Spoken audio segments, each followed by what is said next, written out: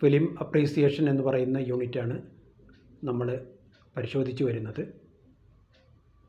കഴിഞ്ഞ സെഷനിൽ നമ്മൾ ഫിലിം അപ്രീസിയേഷനെ കുറിച്ച് പഠിച്ചു. ഈ സെഷനിൽ നമ്മൾ പരിശോധിക്കുന്നത് ഫിലിം അനാലിസിസ് ആണ്. എങ്ങനെ ഒരു സിനിമയെ നമുക്ക് അനാലിസിസ് നടത്താം, അതിന് നമ്മൾ സ്വീകരിക്കുന്ന രീതികൾ എന്തൊക്കെയാണ്, എങ്ങനെയാണ് ഒരു സിനിമയെ നമ്മൾ റിവ്യൂ നടത്തുന്നത്, അവലോകനം നടത്തുന്നത്.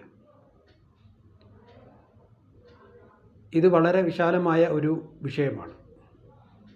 Film review, film analysis, film criticism എന്നൊക്കെ പറയുന്നത് വലിയ വിശാലമായ ആശയങ്ങൾ ഉൾക്കൊള്ളുന്ന ഒരു ടോപ്പിക്കാണ്.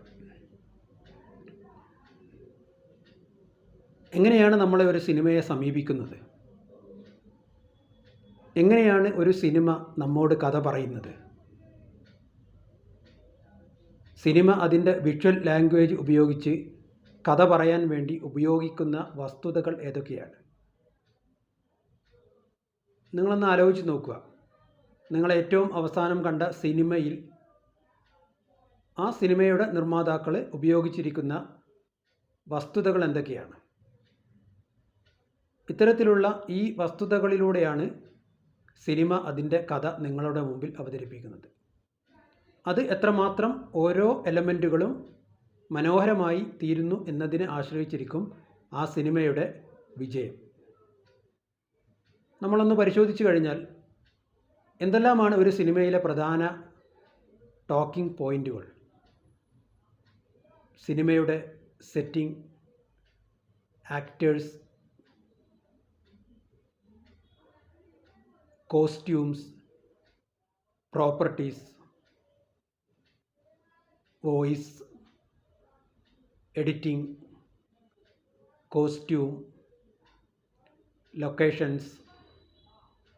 ഇത്തരത്തിൽ നിരവധി കാര്യങ്ങളാണ് നമ്മളൊരു സിനിമ പഠിക്കുന്ന സമയത്ത് മനസ്സിൽ വെക്കുന്നത്. ഇവയിലൂടെയാണ് നമ്മൾ ആ സിനിമയെ മനസ്സിലാക്കുന്നത്. ഇവ ഉപയോഗിച്ചാണ് ആ സിനിമയുടെ ക്വാളിറ്റി നമ്മൾ നിശ്ചയിക്കുന്നത്. ഇത്തരത്തിൽ ഒരു സിനിമയെ അനാലിസിസ് നടത്തുന്നതിന് നമ്മൾ പരിഗണിക്കുന്ന എല്ലാ എലമെൻറ്റുകളെയും ഒന്നിച്ചു ചേർത്തുകൊണ്ട് നമ്മൾ മിസ് ആൻഡ് സീൻ എന്ന് പറയാറുണ്ട്. മിസ് ആൻഡ് സീൻ എന്ന് പറയുന്നത് ഒരു ഫ്രഞ്ച് വേർഡാണ്. All the elements which comes to you through film screen. ഒരു ഫിലിം സ്ക്രീനിലൂടെ കാഴ്ചക്കാരിലേക്ക് എത്തുന്ന എല്ലാ വസ്തുതകളെയും ഒന്നിച്ചു ചേർത്തുകൊണ്ടാണ് മിസ് ആൻഡ് സീൻ എന്ന പദം ഉപയോഗിക്കുന്നത്. അത് ആ സിനിമയുടെ സെറ്റിംഗ് ആവാം, അഭിനേതാക്കളുടെ മികവാവാം, വളരെ മനോഹരമായ കോസ്റ്റ്യൂം ഡിസൈനിങ്ങുകളാവാം, സൂക്ഷ്മമായി തിരഞ്ഞെടുക്കുന്ന പ്രോപ്പർട്ടീസും ആയിരിക്കാം, ആ സിനിമയിൽ ഉപയോഗിച്ചിരിക്കുന്ന മനോഹരമായ എഡിറ്റിംഗ് രീതികളായിരിക്കാം, ആ സിനിമയിൽ ഉപയോഗിച്ചിരിക്കുന്ന ബാക്ക്ഗ്രൗണ്ട് മ്യൂസിക്കുകളും സപ്പോർട്ടിംഗ് എഫക്റ്റുകളും ആയിരിക്കാം, ആ സിനിമയുടെ സിനിമാറ്റോഗ്രാഫി ആയിരിക്കാം, ആ സിനിമയുടെ സ്ക്രിപ്റ്റ് ആയിരിക്കാം. ഇത്തരത്തിലുള്ള നിരവധി എലമെൻറ്റുകളിലൂടെയാണ് നമ്മൾ ആ സിനിമയെ മനസ്സിലാക്കുന്നത്. അപ്പോൾ നമ്മൾ ഈ യൂണിറ്റിൽ മനസ്സിലാക്കുന്ന പ്രധാനപ്പെട്ട ഒരു പോയിൻ്റാണ് ഫിലിം അനാലിസിസ്. ഒരു സിനിമയെ നമ്മൾ ആസ്വദിക്കുന്നത്, അവലോകനം നടത്തുന്നത്, റിവ്യൂ നടത്തുന്നത് പ്രധാനമായും നമ്മൾ നേരത്തെ പറഞ്ഞ പോയിൻ്റുകൾ ഉപയോഗിച്ചുകൊണ്ടാണ്. ഇവയിലൂടെയാണ് നമ്മൾ ഒരു സിനിമയെ റിവ്യൂ നടത്തുന്നത്.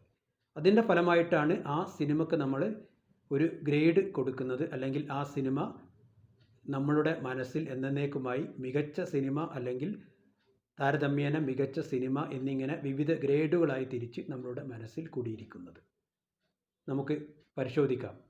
ഈ പറയുന്ന ഓരോ എലമെൻറ്റുകളും എന്താണ് എന്ന് പരിശോധിക്കാം. ഇതോടുകൂടെ മിസാൻസീൻ എന്ന് പറയുന്ന എലമെൻറ്റ് വളരെ പ്രത്യേകം ഓർത്തിരിക്കേണ്ട ഒരു പോയിൻ്റാണ്.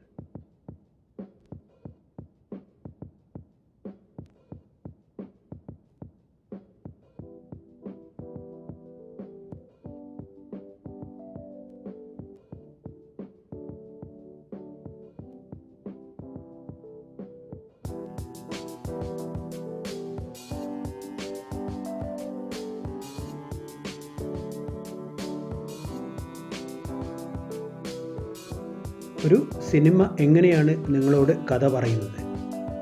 അഭിനേതാക്കളുടെ പ്രകടനം, camera framing, camera movements, editing, optical and sound effects, lens choice, sound, music, costumes, properties, makeup, ഇത്തരത്തിലുള്ള നിരവധി എലമെൻറ്റുകൾ ഉപയോഗിച്ചുകൊണ്ടാണ് ഒരു സിനിമ നിങ്ങളോട് കഥ പറയുന്നത്.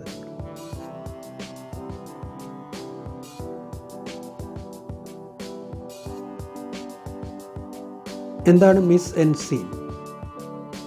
It refers to what is put before that camera or everything that happens within the frame. ഒരു ക്യാമറയ്ക്ക് മുമ്പിൽ വരുന്നതെല്ലാം സൂചിപ്പിക്കാനാണ് മിസ് ആൻഡ് സീൻ എന്ന പദം ഉപയോഗിക്കുന്നത്. Or everything that happens within the frame. ഒരു ഫിലിം ക്യാമറ ഫ്രെയിമിനകത്ത് സംഭവിക്കുന്ന എല്ലാ കാര്യങ്ങളെയും നമ്മൾ സൂചിപ്പിക്കാൻ മിസ് ആൻഡ് സീൻ എന്ന ഫ്രഞ്ച് പദം ഉപയോഗിക്കുന്നു. ഏതെല്ലാമാണ് മിസ് ആൻഡ് സീനിൽ വരുന്ന പ്രധാനപ്പെട്ട എലമെൻറ്റുകൾ? Setting, properties, costumes, lighting, acting, cinematography, editing, sound, characters, narratives. ഇവയെല്ലാം മിസ് ആൻഡ് സീനിൽ വരുന്ന എലമെൻറ്റുകളാണ് എന്ന് മനസ്സിലാക്കുക. ഇവയിൽ ഓരോന്നും നമുക്ക് വളരെ ലളിതമായി പരിശോധിക്കാം. Setting. It reflects a characters emotional state of mind. It creates both a sense of place and a mood. കഥാപാത്രത്തിൻ്റെ emotional state of mind reflect ചെയ്യുന്ന അറേഞ്ച്മെൻറ്റുകളെയാണ് നമ്മൾ സെറ്റിംഗ് എന്ന് പറയുന്നത്.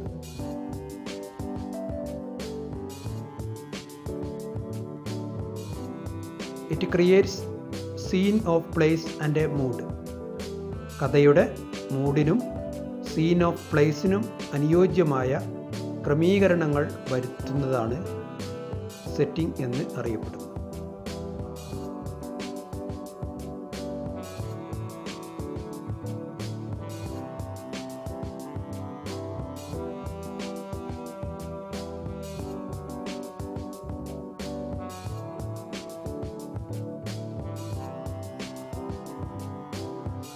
Next one, properties. അതിനെ ചുരുക്കി നമ്മൾ പ്രോപ്സ് എന്ന് പറയും. All the objects that appear on the screen. ഒരു ഫിലിം പ്രദർശനത്തിൽ സ്ക്രീനിൽ തെളിയുന്ന എല്ലാ ഒബ്ജക്റ്റുകളെയും നമ്മൾ പ്രോപ്പർട്ടീസ് എന്ന് പറയും. All the objects that appear on the screen. സ്ക്രീനിൽ പ്രത്യക്ഷപ്പെടുന്ന എല്ലാത്തരം ഒബ്ജക്റ്റുകളെയും പ്രോപ്പർട്ടീസ് എന്ന് പറയും. ഇതിൽ സിനിമയിൽ അഭിനയിക്കുന്ന അഭിനേതാക്കൾ വരുന്നില്ല എന്നുള്ള കാര്യം ഓർക്കുക. ഫിസിക്കലായിട്ടുള്ള എല്ലാ ഒബ്ജക്റ്റുകളെയുമാണ് നമ്മൾ പ്രോപ്പർട്ടീസ് അല്ലെങ്കിൽ പ്രോപ്സ് എന്ന പേരിൽ വിളിക്കുന്നത്.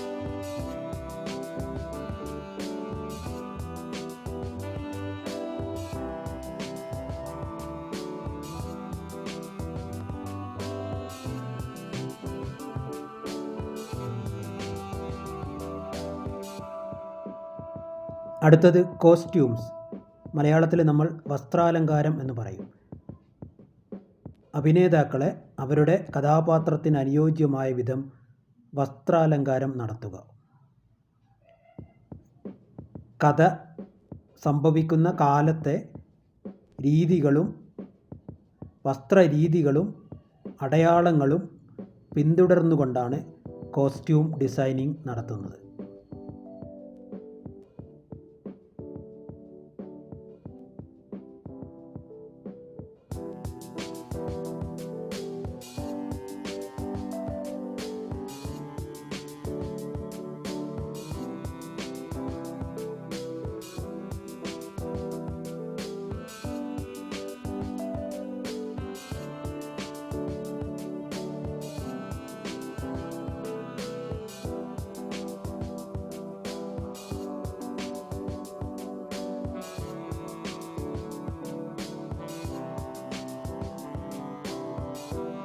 അടുത്തത് ലൈറ്റിംഗ്.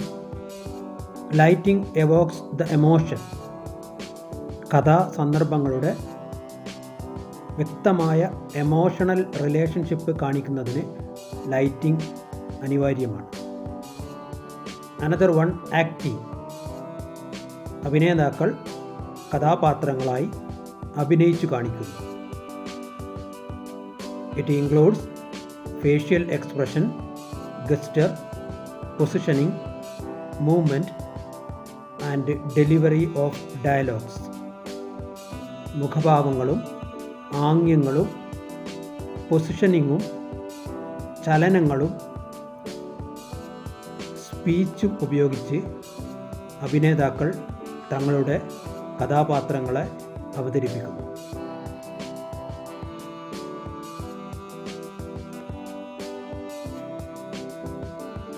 പിന്നീട് വരുന്നത് സിനിമാറ്റോഗ്രാഫി.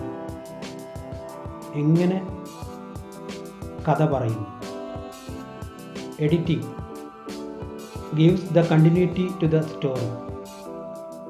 ഓരോ സീനുകളിലും സീക്വൻസുകളിലും വളരെ സൂക്ഷ്മമായ കണ്ടിന്യൂറ്റി പ്രദാനം ചെയ്യുന്നതിന് എഡിറ്റിംഗ് സഹായിക്കുന്നു. വിവിധ തരത്തിലുള്ള സൗണ്ടുകൾ, ഡയലോഗുകൾ, സ്പെഷ്യൽ സൗണ്ട് എഫക്റ്റുകൾ, മ്യൂസിക്കുകൾ. Then last one, narrative. How is the story told. എങ്ങനെയാണ് ആ സിനിമയിൽ കഥ പറയുന്നത്. വ്യത്യസ്തമായ ശൈലികൾ ഉപയോഗിച്ചുകൊണ്ട് സിനിമകളിൽ കഥ പറയാറുണ്ട്.